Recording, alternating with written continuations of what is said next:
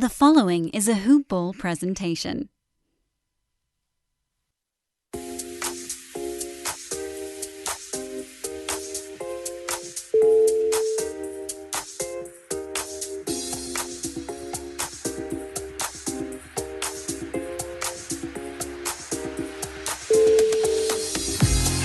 Good evening, Hoopballers. Welcome to Box Score Breakdown for November 26th.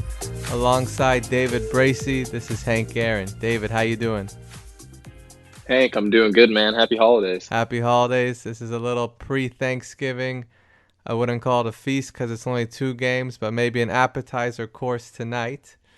So let's get to these 2 games. Before we do, we want to remind everyone that this podcast, like all the other podcasts, are brought to you by Hawaiian Isles Kona Coffee Company. Hawaiian Isles tastes great on Thanksgiving, tastes great all year round. Hawaiian Isles Kona Coffee Company. You can check out their website at hawaiianisles.com. On Amazon, searching for Hawaiian Isles Kona Coffee, or on Twitter, Hi Kona Coffee. Hit them up on Twitter, ask them questions. As I've mentioned before, I drink these during our podcast, and I don't go to sleep for the rest of the night. So, with that in mind, let's get a look at our first game of the night here. We had the Clippers visiting the Mavericks. Mavericks have been pretty good this year, but Clippers, even on the road, pretty dominant, very good defensively. Over on the Clippers side, we had Kawhi Leonard going 11 of 21 for 28 points, 8 rebounds, 4 assists, 1 steal, 5 of 5 from the free throw line, and a 3. Mo Harkless getting the start, 20 minutes of playing time. However, 0 of 2 from the field, 2 of 6 from the free throw line, 6 rebounds, 2 assists, 2 steals, only 2 points. 20 minutes, not a lot, but if he does manage to get more minutes, he can be a decent option on a 12-team league. However, that's just not happening right now. Paul George started the game scorching hot. I believe he had 17 in the first quarter. Finished off the game with 8 of 21 shooting, 6 of 6 from the free throw line, 4 threes, 4 rebounds, 2 assists, 6 steals, no blocks, 2 turnovers for a total of 26 points. Zubac, 18 minutes, 4 of 7 from the field, 3 of 3 from the free throw line, 7 rebounds, 11 points. No steals or blocks, but also no turnovers. He continues to post sneaky, efficient, decent lines. So if you've got Zubac in a 12-team league, he is worth holding on to because even though the lines don't pop out at you, the nice percentages, the lack of turnovers, this adds up to decent value in 9-category leagues. And then rounding up the starting lineup, we had Pat Beverly, only 21 minutes tonight. 1 of 6 from the field, 2 rebounds, 4 assists, 1 steal, 1 block, 2 turnovers, 3 points total. Pat Beverly, again, a lot of the starters didn't get a lot of minutes because the game was a bit of a blowout. But he's been a decent option in 12-team leagues if you're in a 9-category league. So he's not going to give you a lot of scoring, but the rebounds, the assists, the defensive stats, it adds up, and it's not bad. Off the bench, we had Lou Williams, 7 of 14 from the field, 4 threes, 3 of 4 from the free throw line, 6 rebounds, 6 assists, 5 turnovers, 21 points. So Sweet Lou continuing to make noise and be a good fantasy asset. Montrez, 28 minutes, 12 points for him, 7 rebounds, 1 assist, 1 steal, no blocks, and a turnover. JaMychal Green getting 23 minutes, 2 of 6 from the field, 1 3-pointer, 8 rebounds, 2 blocks, 1 turnover, 5 points total. And then Pat Patterson, who was starting early in the year, only 3 minutes tonight, 0 of 1 from the field, 0 of 2 from the free throw line, 1 rebound, 0 points. So anyone that had thought that he might have value, it's just not happening right now. Magruder also with 22 points, but not much fantasy value, only 4 points, 5 rebounds, 1 assist.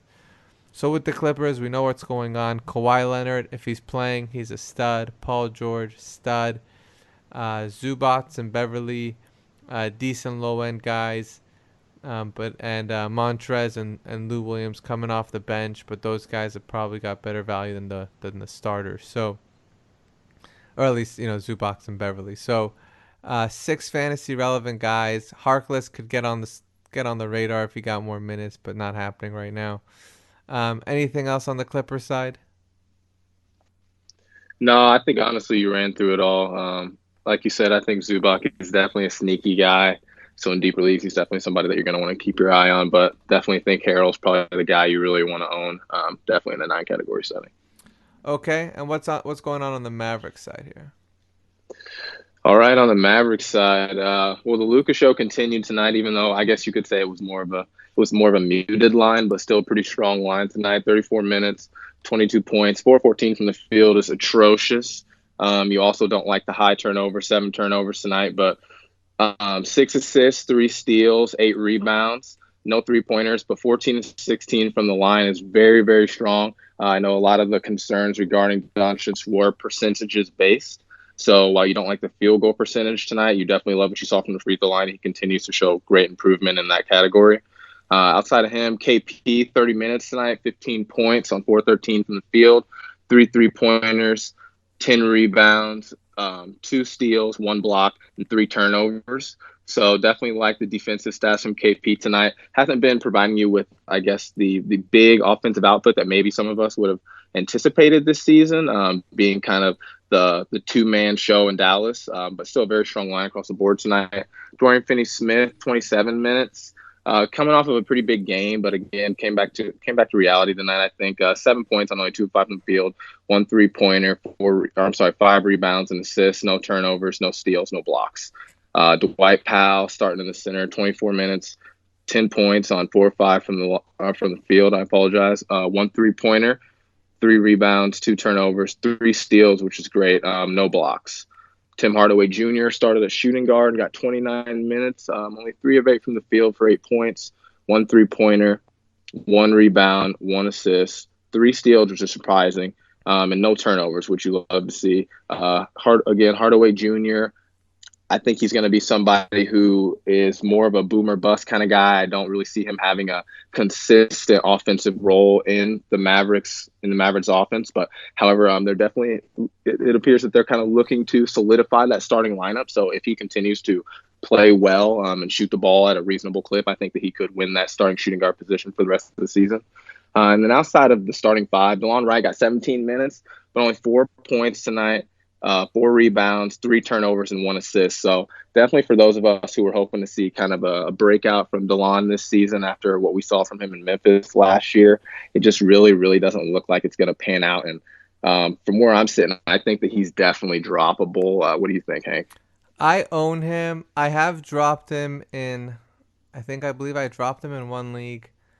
I own him in a 12-team league that I'm just holding out that he eventually pans out. I'm with you. I don't think it's gonna happen if Dallas is healthy, but I also I look at Porzingis and he hasn't been durable throughout his career. So and obviously he doesn't play the same position, but if they start resting him or he goes out, there may be some opportunity for Wright. So I'm with you. I think Wright is purely a stash at this point. And unless there's an injury, it doesn't look like he's gonna be a decent 12-team value. Yeah, which is unfortunate considering where a lot of us were drafting him at. But I mean, there's always time for him to turn it around. And he's still at the bottom of the 12-team radar. I think he's around top 130 in 9 categories. So not providing great value, but at the same time, not a complete loss. He'll chip in a little bit of the defensive stats. So maybe a little bit with the assists. But obviously, if you've got somebody hot, you can pick him up. But at the same time, if there's nothing on your waiver, you can just kind of ride him and see if he picks up later in the season.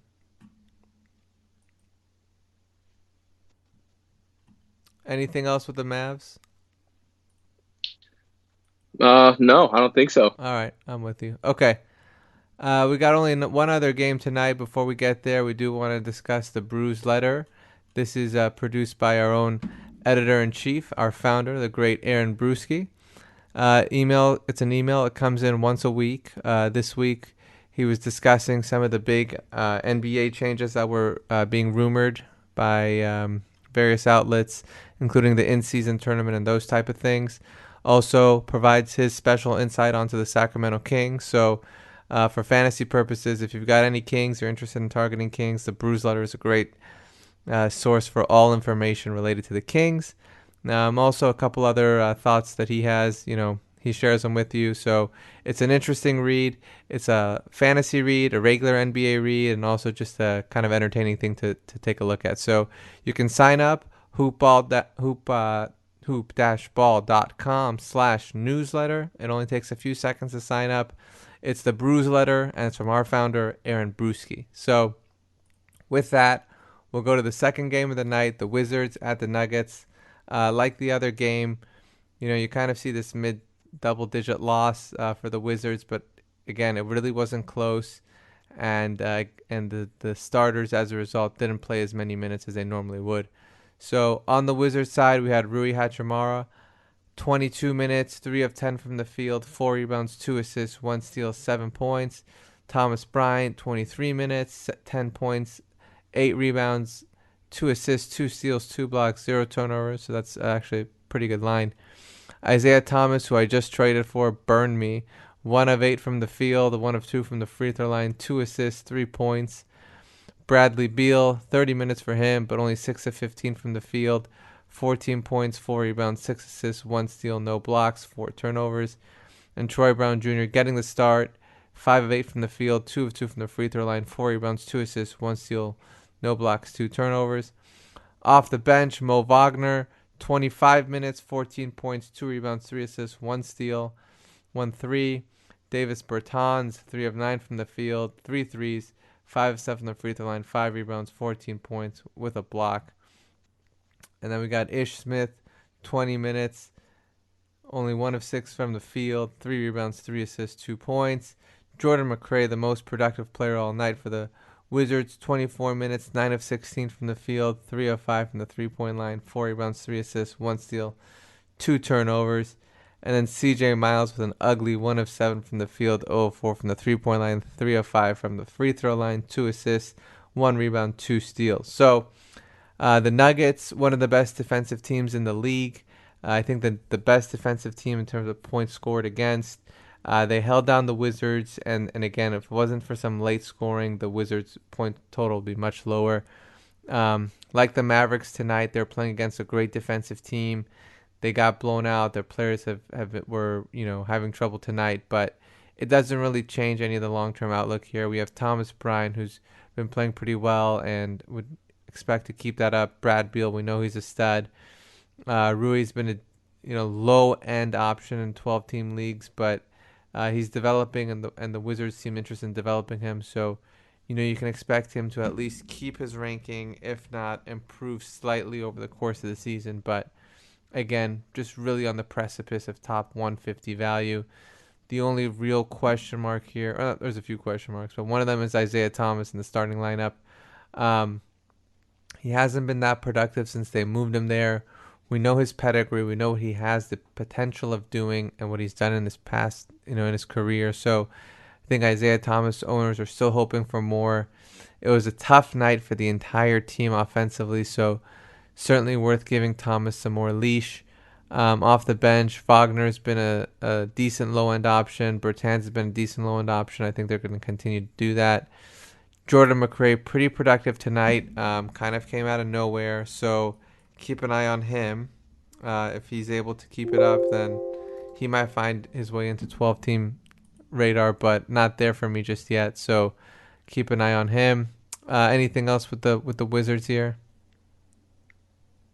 No, I definitely think you have made a great point. Mo Wagner's a guy to keep your eye on, and I'm definitely hoping that IT ends up winning that starting spot and can figure out something for the Wizards offense, because I definitely have shares of them, and like you said, that kind of hurt tonight. Yeah, and I think they've given him the starting spot for now. It's just a matter of, can he keep it and can it be productive. So I think tonight was a big dip from where he's been. I think he hasn't been so productive, but he's been decent at least. Tonight was a problem, but again, the Wizards were missing shots all night, and Thomas set up quite a few nice ones for his teammates, and they just couldn't knock him down. So his play was not as poor as the numbers indicate for tonight, but we'll see what happens with the team.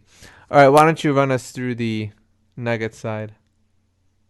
All right, on the Denver side, Will Barton, the team had 37 minutes tonight, 17 points on 7 of 13 from the field, 2 3-pointers, 8 rebounds, 8 assists, 3 turnovers, and a block. So very strong line from Barton tonight. Overall, definitely, you definitely like to see that if he's a guy who's floating around on your waivers somehow. He was actually floating around in one of my leagues before this game, so I'm definitely glad that I picked him up and that worked out. Paul Millsap, the Renaissance may have been a little bit of an early call for us here. This kind of continues to fluctuate. 19 minutes tonight, 8 points and 3 and 9 from the field. No 3-pointers, 3 rebounds, 1 assist, and 2 blocks. So pretty muted line from Millsap tonight.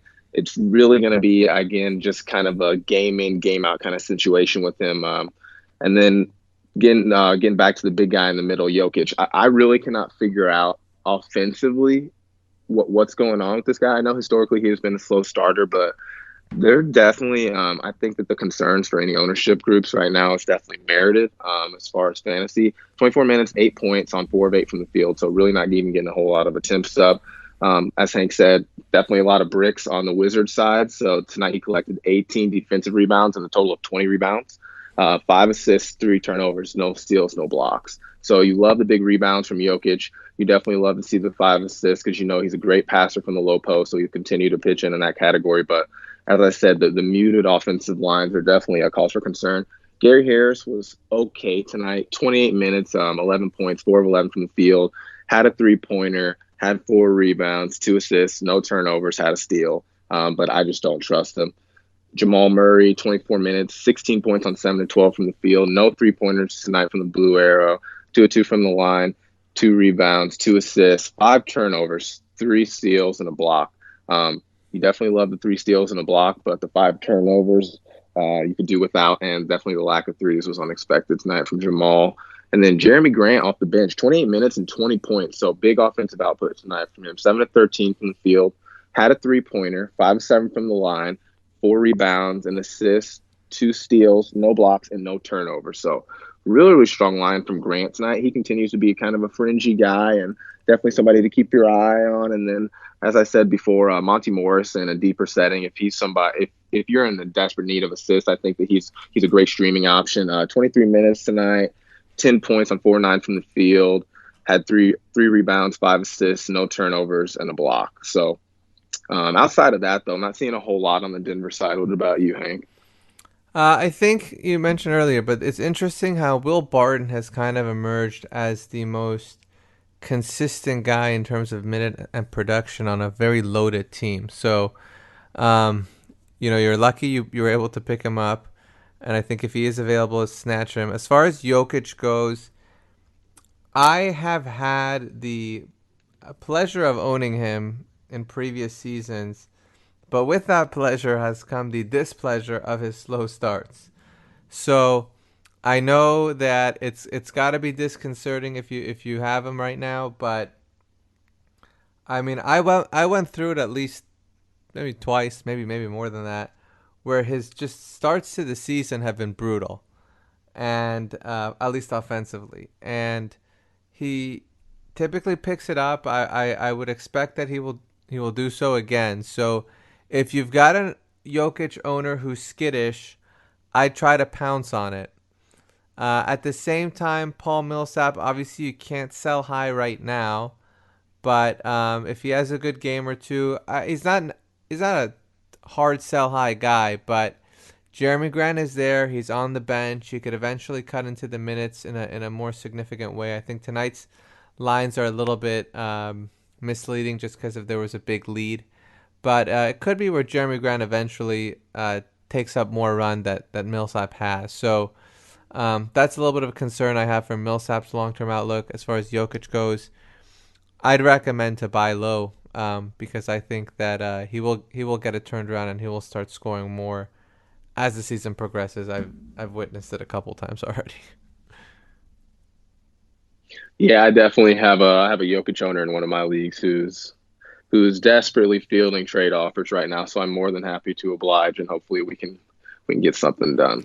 Yeah, I'd wager he ends up as a top 12 guy by the end of the season. Yeah, yeah, I agree. I don't think he'll be out of that mix. Okay. All right. You got anything coming up this week? No, not a lot. A lot of turkey on the horizon, and a bunch of football on Thursday because unfortunately we don't get any NBA games. So it is No. what it is. How Yeah. about yourself? No NBA. It's gonna be a football week well, at least a football Thursday.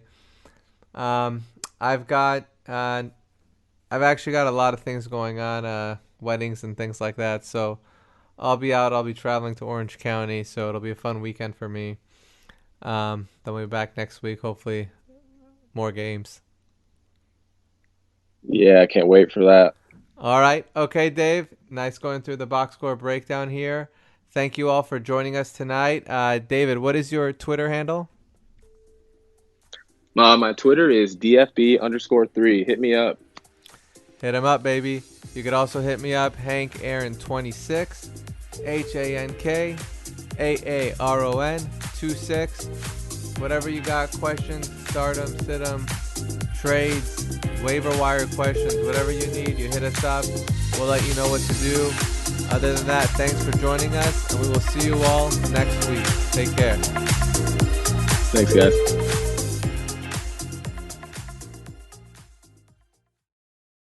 This has been a Hoop Ball presentation.